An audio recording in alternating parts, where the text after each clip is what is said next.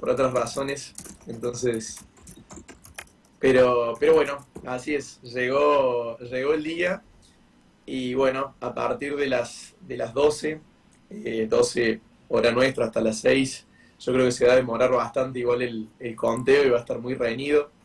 Lo van a definir como siempre aquellos denominados swing states, aquellos estados claves que son más o menos 8, Ujú. algunos de ahí del sur, Arizona y Nevada, Pensilvania, Carolina del Norte, Georgia, Wisconsin, van a ser en definitiva los estados que definan los electores claves para llegar al Magic Number de 270 270. electores que Ujú. necesita de esos 538 para llegar a la presidencia, ¿no? Vos sabés que, bueno, se están cerrando, según lo que estamos viendo, algunos centros de votación, ya empiezan a escrutarse algunos estados, pero la gran pregunta es por qué, según afirman algunos medios y algunos especialistas, por qué se va a tardar tanto en escrutar el voto. Muchos hablan de que el resultado puede estar el jueves o el viernes inclusive. Así es, así es. Creo que tiene que ver con los diferentes también mecanismos permitidos o metodologías permitidas en cada uno de los estados, ¿no? Porque en algunos también se permite el voto por correspondencia. Ujú. Eh, yo creo que va a ser un escrutinio también lento. Hay que ver cómo avanza y también cuáles son las reacciones a medida que avanza o se ralentice el proceso también, ¿no? Ujú. Hay que ver si en algún momento se agita, se agita el famoso fantasma del fraude a partir de la demora. No es algo que está también descartado, pero bueno, yo creo que está muy, muy, muy reñido, entonces va a haber que esperar, va a haber que esperar bastante a ver qué se defina y si hay un vencedor claro. Recordemos que en Estados Unidos, si bien casi todos los cargos se definen por votación directa, el de presidente y vicepresidente se definen de manera indirecta a través de un colegio electoral, que no es un lugar físico, sino que es un proceso. En realidad, cuando uno gana un estado en la votación popular, en la votación directa, recibe todos los electores de ese estado, que es Ujú. el número que tienen básicamente, es el número de representantes que tienen el Congreso cada estado, entre representantes y senadores. Justamente un tema muy particular que también lo hemos charlado hace algunas jornadas atrás, Joaquín, capaz te acordás. eh, Hay una cuestión de que no importa quién gane hoy, generalmente se da esta ecuación en la cual el que sea vencedor, el que se haga con la presidencia, no va a tener las dos cámaras, no va a tener ni el Senado ni la Cámara de Diputados, porque generalmente se divide esta situación y termina siendo uno para el oficialismo y uno para la oposición por esta cuestión matemática que vos señalás. Así es, así es. Generalmente, siempre, por lo menos en la elección a presidente y vicepresidente, está bueno recordarlo, casi casi siempre quien recibe todos los electores, obviamente todos esos electores, si bien son de diferentes partidos políticos, todos votan a quien resultó vencedor en cada estado. Ujú. Si no, pueden ser multados, pueden ser procesados o hasta pueden cambiarlo por otro elector. De hecho, solo han habido dos ocasiones, por ejemplo, en las que el voto de la elección directa no se correspondía con quien resultó vencedor en el colegio electoral, ¿no? Una fue en el 2000 con George Bush, hijo, Y el y la gol. otra fue en el 2016, Ujú. así es, con Donald Trump contra Hillary Clinton. Hay un tema que sin dudas marca esta elección y es, más allá de la cuestión particular de quiénes son los candidatos, está la posibilidad de que nuevamente, después de lo que ocurrió en 2016, Estados Unidos vuelva a tener la posibilidad de elegir a una mujer como presidente en estos más de 248 años de historia que llevan. ¿Vos ves que han alcanzado este tipo de madurez, que pueden apostar por una mujer, o que en definitiva los estados conservadores van a terminar declinando la balanza en la reelección de Trump? Yo creo en sí que no va a jugar tanto eso. No creo que el factor género resulte en sí determinante. Yo creo que lo que estamos asistiendo un poco en Estados Unidos, indiferentemente del sexo de quien ocupe el salón oval, como se llama, Ujú.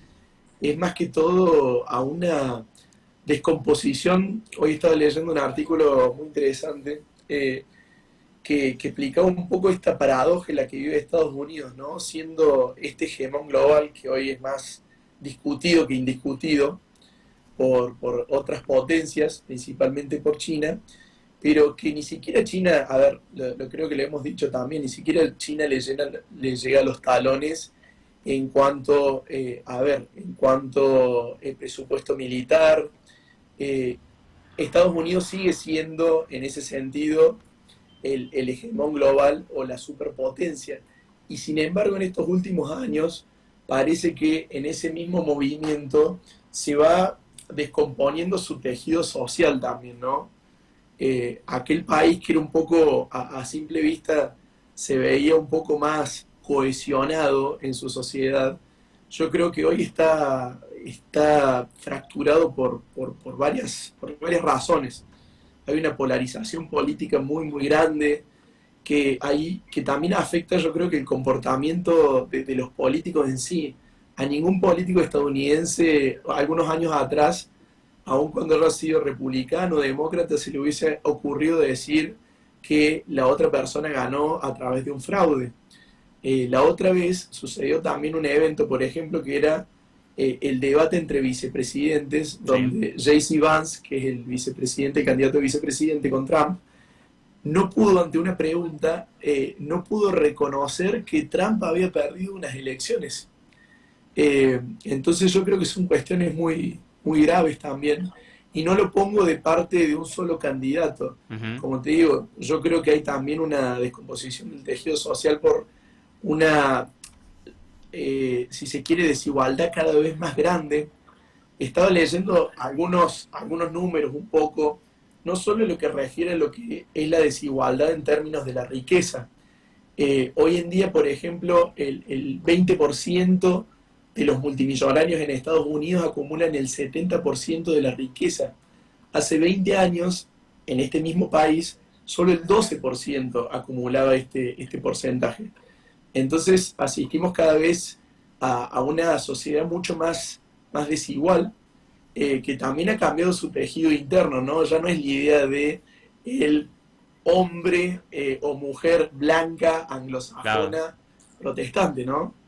Yo creo que estamos en una sociedad multirracial, pero esa sociedad multirracial tampoco es la sociedad del Estados Unidos de 1900, donde también estaba conformando esta identidad inmigrante, donde todos contribuían a una forma de ser estadounidense o al sueño americano. Yo creo que ese sueño americano en realidad ya se está acabando un poco. Entonces es una sociedad que no sabe hacia dónde va. Y yo creo que hay otro número que también, creo que este es más preocupante. La otra vez fue hecho más o menos en mayo por un centro de investigación en Chicago. Me lo anoté para no fallar un poco acá en los números, pero decía que en un país donde 40 millones de personas tienen un arma, o son portadores de un arma, se hizo una encuesta y 26 millones, por lo menos 26 millones estaban dispuestos a algún uso de la violencia, por ejemplo, para que un candidato no llegue a la presidencia. Eso implica Eh, 3 atentados en una elección, digamos, prácticamente. Por ejemplo, sí, Ujú. sí, totalmente, totalmente. Y explica también de que la ciudadanía ya no ve el voto quizás como un mecanismo para cambiar su realidad. No digo que esté para nada legítimo acudir justamente a las armas o a la violencia, pero sí vemos internamente que cada día hay una sociedad más violencia, hay mucho crimen racial, hay una gran fractura también racial, ¿no? Me anoté otro dato que era que era de Oxfam, que la riqueza, a ver, la riqueza en sí de una familia de raza negra es el 15,8% de la de una familia, por ejemplo, de raza blanca Claro. o caucásica, si querés llamarle. Pero bueno, yo creo que todas estas cosas, el consumo de drogas, que también crece día a día, ¿no? En Estados Unidos, la otra vez se hacía un cálculo y más o menos también 32 millones, por ejemplo, de estadounidenses hoy en día consumen activamente drogas. 9% nomás de los jóvenes de entre 17 y 24 años, solo el 9% desea enlistarse en el ejército, ¿no? ¿Cómo cambió ese número, no? Antes era una cuestión patriota. Vos mirás las estadísticas de los 90 del año 2000 y era una cuestión casi cantar el himno y enlistarte al ejército. Era una cuestión muy fiel de parte del norteamericano. Así es, así es. Bueno, y hay otro punto ahí que vos bien mencionás en cuanto a la distribución poblacional y obviamente en esta elección más que nunca está puesta la medida en los latinos, que son una población bastante grande, si no me equivoco, más de 1 millón de latinos están habilitados para votar en las elecciones, representando a los casi 10 millones que viven hoy en Estados Unidos. Es un número que se ha ido ampliando de manera significante. Así es, así es. También recordemos que, bueno, siempre hay, muchas veces la gente escucha un nombre, hoy en día es muy normal, ¿no? Escuchar un apellido latino y que obviamente esa persona pueda ser estadounidense. Ujú. De hecho, en los estados del sur que antes pertenecían a México y también de mucha gente de ascendencia española que viene de generaciones y generaciones atrás y que son estadounidenses, pero como bien decís, los análisis siempre de política electoral en Estados Unidos se divide lo que es el voto latino, que también está muy segmentado. En las últimas encuestas y análisis ven quizás una segmentación entre un voto, le llaman el voto mexicano, que es, o por lo menos la mayoría es más progresista o tendería a ir más hacia el voto Kamala Harris, Claro. y por ejemplo diferente del voto cubano asentado en Florida, que es mucho más conservador y tiende más hacia el voto republicano, ¿no? Pero, pero bueno, seguramente también serán decisivos. Lo que yo no creo que sean decisivos en sí, y generalmente nunca lo es, son un poco las muestras públicas de las celebridades en Estados Unidos, un poco llamando a votar, ¿no? Bueno, ahí habría un punto que al menos estaría bueno traerlo a colación para las próximas elecciones presidenciales, porque se abre el debate, ¿no? De qué rol tienen los influencers, qué rol tienen las celebridades y qué rol tienen los medios de comunicación al volcarse en favor de uno u otro candidato que en esta elección de Estados Unidos, al menos de parte de las celebridades, se ha dado con un gran apoyo a Kamala Harris en particular, y los medios han optado por no jugar demasiado más allá de la línea editorial que ya vienen manejando algunos. Obviamente no es lo mismo mirar la BBC que mirar la Fox o cuestiones mucho más del lado de la administración actual, pero que en definitiva te traen ese debate de qué va a suceder de aquí en adelante. Al menos yo lo planteo en cuestiones de nuestro país también, que vive esa suerte de incertidumbre, ¿no? Sí, sí, sí, totalmente, totalmente. Y otra vez, creo que tiene que ver con el contexto, ¿no? Se puede decir contexto argentino, contexto estadounidense, es cómo se vive hoy una expresión de adherencia política o ideológica con mucha virulencia. Entonces, en el caso, por ejemplo, acá, ¿no? Eh, yo la otra vez le escuchaba, capaz que lo traigo ahora por un ejemplo argentino, le escuchaba quizás al Dibu diciendo, bueno, espero que todo vaya para Ujú. bien, veo que, bueno, estaba haciendo una expresión de deseo. Mucha gente lo tomó mal, otra gente lo habrá tomado bien, pero bueno, es una expresión como la hace cualquier otro jugador y yo creo que por eso se evita, ¿no? Por el grado de Claro. polarización que a veces genere la gente. Y en Estados Unidos sucede un poco lo mismo. Antes no se hacía mucha mella, ¿sabías? Por ejemplo, en Hollywood, quienes decantaban eran republicanos o a favor de la aportación de las armas, como Clint Eastwood, que de hecho hace muchas películas que si uno las ve, yo creo que uno diría, uy, quizás es más de izquierda esta persona, porque saca temas así bastante picantes. Y bueno, él siempre se dijo republicano, Paul Newman demócrata, pero esas cosas se vivían con más normalidad. Entonces, hoy ves quizás a los Vengadores hablando todos a favor de Kamala Harris, Ese y video alguna es gente le fantástico. dirá, Sí. pará, fantasma. Eh, y claro, entonces, y yo creo que también se asocia con una cuestión de siempre hubo una crítica que yo creo que tiene parte de razón, ¿no? Del sector quizás demócrata, tanto como el del republicano tradicional, que es pertenecer, ¿no? A esta, no le quiero decir la palabra casta, pero bueno, pertenecer a una clase política que tampoco satisfació demandas, perdón, pudo satisfacer demandas sociales, ¿no? Ujú. Y que tiene una vida muy diferente a la del común de un país. Después es otro tema diferente si aquellos que se decían outsider o que no pertenecían terminaron haciendo lo mismo diferente. Pero digo que se asocia esta imagen de vos me hablas desde un lugar de privilegio. Y muchas cosas se entrecruzan en un voto. Algunos pueden ser realmente tener el mindset o pensar lo que piensa Donald Trump.